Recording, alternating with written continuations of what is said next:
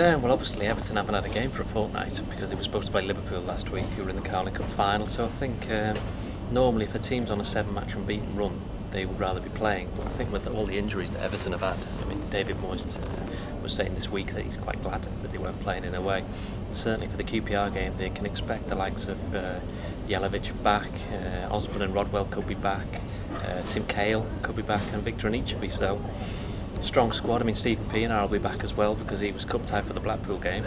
But should be, it's one of those games for Everton really. They haven't had the best of records at QPR in recent visits, but the last visit was back in 1996, so I'm not sure whether we can read much into that.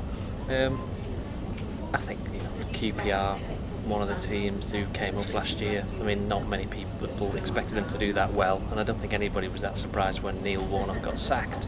I think the surprise came that it was so far into the season, and also that when Mark Hughes has gone and taken over, they've only taken something like 2 points from the 6 games that he's been in charge, so he's not made that much of a difference.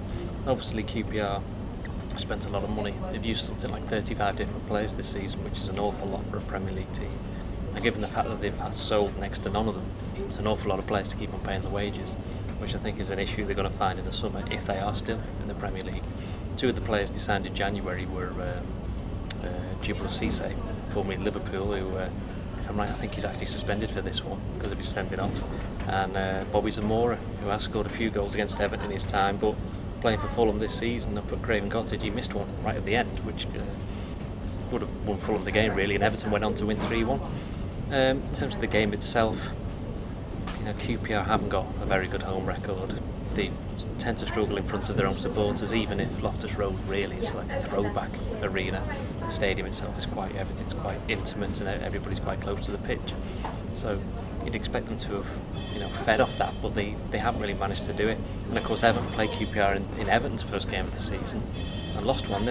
And I'd be surprised if something like that happened now. I mean, I know the players don't like to talk about revenge and making amends and all of this, but they're aware that it wasn't a very good start to the season. I think they'll be keen to, make up for that result, and I think they could easily got a chance to extend their unbeaten run to 8 games now.